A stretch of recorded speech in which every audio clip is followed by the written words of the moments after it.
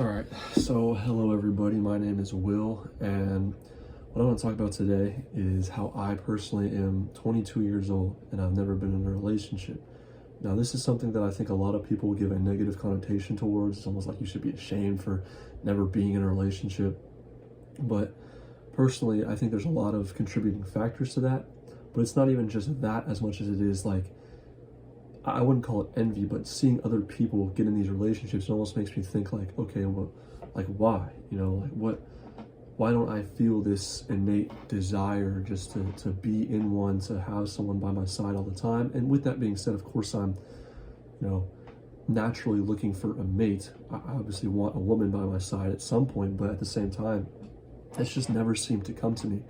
And, I would pursue girls when I was in middle school and in high school, obviously, but I'd say especially after high school, like, now that I'm done with college, I just finished college recently, it's like I haven't had a face-to-face sit-down conversation with a woman in like 4 or 5 years, other than like my mom or maybe just someone at a store, just like a stranger or something like that. But I haven't had a real connection with a woman for that long. And it's interesting because I've kind of, in a ways, embraced like the loner mentality, the side of just being, by myself. I wouldn't even consider myself introverted. I'm just someone that needs a lot of time to myself, someone that needs to spend time in my own presence. And during the time of COVID in 2021 especially, and to this point in 2022, I've really been focusing on writing, which has become a huge passion of mine. I've published 2 books. I'm currently writing the third. I'm trying to make some music. And in those books, a lot of what I wrote about was my own life, my own experience, and telling it from, an unfiltered perspective, because I've had a lot of troubles with my sex life and really trying to understand essentially women, but also humans in general. But like, particularly with my sex life, I talk a lot about having an addiction to watching porn and how serious it really became. Because at first, it's like you watch it because you want some self-pleasure, but after time, it gets to a point where you're seeking this dopamine rush. So you kind of delve into that taboo side of sex a little bit more. And, you start, watching or pondering these crazy fantasies sexually. And, that in itself has prompted me to even start looking into things like gay sex, or even farther than that, and like, trans sex or fetishes and wild kinks that I would have never even fathomed. And for a while, I really correlated that with sex. Like, I correlated what I would watch on porn with my sexuality, and to an extent maybe it is, because I do think we're all curious beings. So we can all have a sense of curiosity or sense of imagination in us that would almost want, or at least consider, having sex with the opposite gender, having sex with the same gender, both, wherever the case may be. And so I had trouble with almost my sexuality for a little while, and that's where I started writing a book, because I just felt like, man, I need to talk about this. I need to have someone to talk to, some place to go where I can free my emotions and not feel afraid of what I'm going through. And that's essentially what it became. I'll probably leave a link to my author page. It's on Amazon in the description. But I do talk a lot about that and how it's kind of been a struggle, and how I kind of wanted to use the book in this place of writing for myself to, have a place where I could actually talk about, but also progress towards talking to other people as well, to where I can get comfortable on the camera talking about this, to where I can get comfortable talking to my parents, my friends, family, peers, and being willing to express my, authentic experience. And it's a lot also about, one of my biggest passions is philosophy. I've done a lot of psychedelic trips. I started out with mushrooms, and I've only done shrooms and acid, but I did get to a point, actually last year, August of 2021, where I did an 8-gram mushroom trip, and I had an ego death, a full-blown ego death. And that trip, amongst many others, have really impacted me and left a mark on, you know, who I am and who I've become, who I've grown into, my mentality, you know. And it's for many good ways, for many bad ways at the same time. At times I definitely question, like, what would my life be like had I never tried psychedelics? Personally, I don't think themselves psychedelics have changed me, but I do believe that if not for that, I wouldn't really be as open to a whole other side of life. Like, I'm very into nature. I really like to, you know, focus on my own intuition.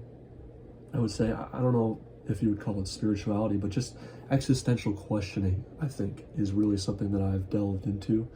And all of these facets in life that I've been mentioning, everything, you know, jumbled up on top of one another. And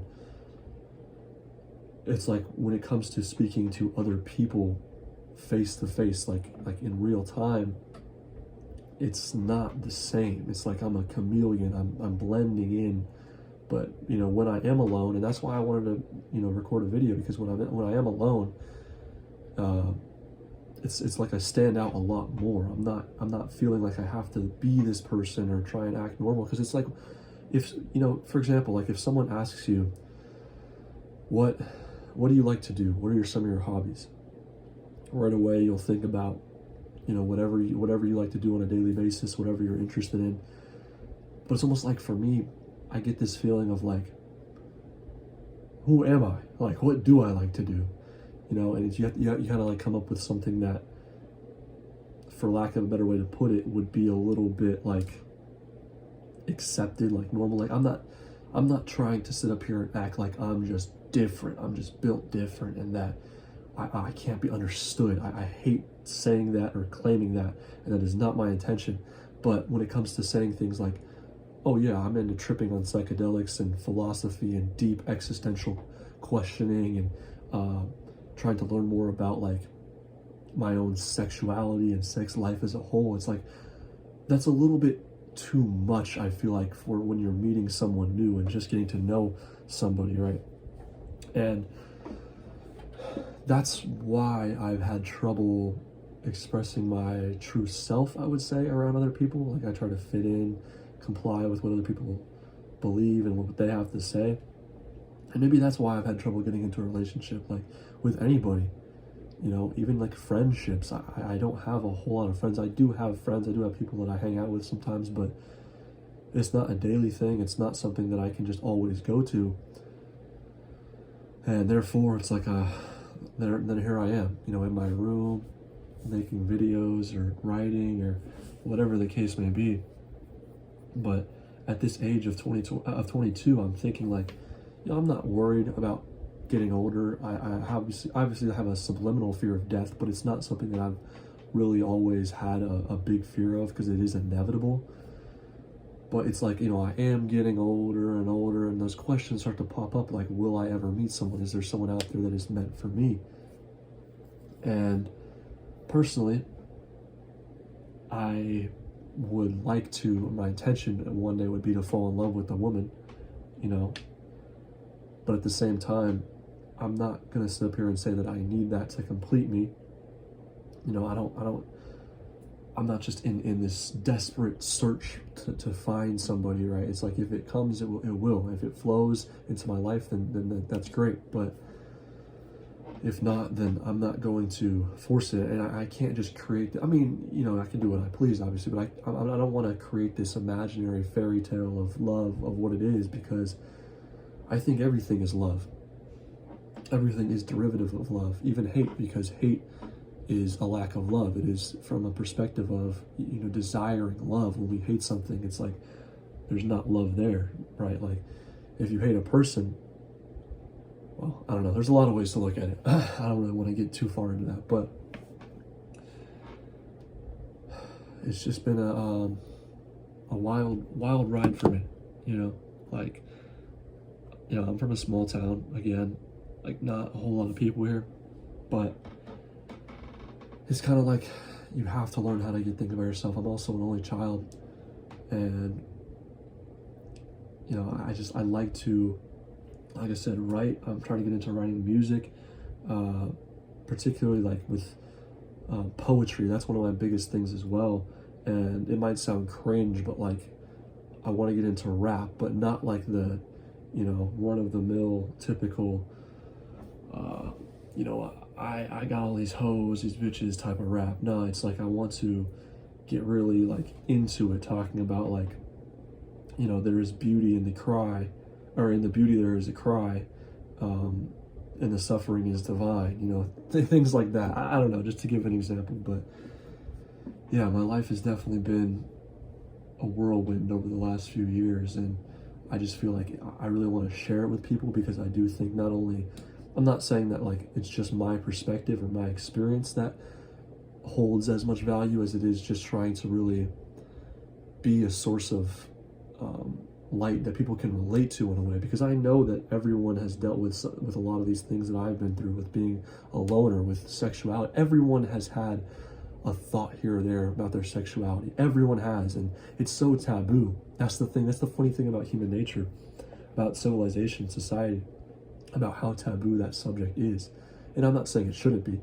Obviously, everyone needs a level of privacy to that. It should be taboo, but at the same time, we shouldn't be ashamed of our own desires, of our own, impulses. We have to acknowledge them because they are there. Like lust, we must come to accept it as a part of our innate being.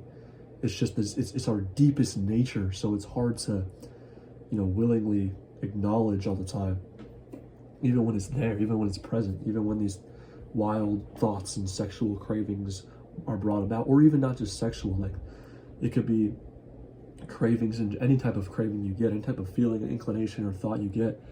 I don't know, I mean, like, we're all humans, but I think the thing about society that I always find funny is how how it moves in such a uniform manner. Like everything is just in this strict code that's just like business oriented and fixated, but and I think, personally, like in the universe, things don't move in a straight line. In our minds, even, things don't move like that. Everyone probably has thought they're weird or different, or kind of been self-conscious about certain feelings, certain thoughts, emotions. But we're animals. We're curious, imaginative, explorative beings, because we always want more. We're never satisfied. And it's like, even if, because we're always in search of answers existentially. Like if God were to just come through the wall right now and tell you everything about how everything is, and how it was brought about how you were born, you'd be sitting there thinking, wow, interesting, but why? Why am I me? Why is all of this here? Why is everything the way it is? And every question you have will simply lead to another one, and another one, and another one. And that's where it kind of comes back down. Everything is simplified to where you kind of put all of that aside and realize that all these realities that you create in your head do not exist, because everything is literally right here and now. And this video has been all over the place, by the way, but I just kind of want to make a video like this for my first one, just to touch up on it, a bunch of different topics, and kind of just make a video displaying who I am and a lot of what I've been through. But it's like everything is in this exact moment. Everything is here, everything is now. And when you realize that, there's a sense of peace in knowing that, like, oh, that, interview you've been stressing out about, that blunder you had driving on the road that you've been dreading, or like, beating yourself up about, that happened. Sure, it's not to deny that it didn't happen, but everything is here, everything is now, and that's all we can do about it. Like we can try and do whatever we want with this here moment, but we can't do everything about our past, about the future. It's really trying to be humble, have a sense of humility, and just be as present as possible. And that's kind of the mindset I've had, is disciplining myself. Like when it comes to that porn addiction I mentioned, I don't look at the practice of NoFap. If anyone knows what that is, it's like sexual abstinence, basically. Like you don't engage in any sexual activity for however long. I don't look at NoFap as like this just incredible practice that will just give you these superpowers. But if you go into it with an intention, it definitely can aid you quite a bit. Personally, I'm actually on exactly day 50 today of NoFap. I know that's wild. I'm like recording this video on this exact day, but I went on a streak that was over 200 days in the past, and I kind of fell right back into that addiction. And, you know, I've slowly built my way back up this time around, and I'm trying to continue moving forward with it so that I can really rewire my own version of sex, of women, and of love and intimacy as well. You know, I started back in mid-April, and we'll see how long it goes. I'm not setting any goals because I don't think life should be about the goal mindset as much as it should be about the growth mindset. You know, continuing to learn and evolve over time. And that's ultimately the goal of mine. And, you know, I'm not stressing about not being in a relationship. I'm not stressing about that. There's no reason to, in my opinion. Because I'm just a man. I'm just a human being living my own life, and I don't have to live for anybody else. You know, neither do you. If you made it to this point, thank you very much for watching. Feel free to leave a like, a comment, subscribe. I'd love to hear anybody's thoughts, comments down in the comment section below. And much love. Peace. I'm sending good vibes to anybody watching. Seriously, I really appreciate it if you made it to this point. You know, to hear me out on what I have to say. It does mean a lot. So, thank you so much. And, yeah. Peace out.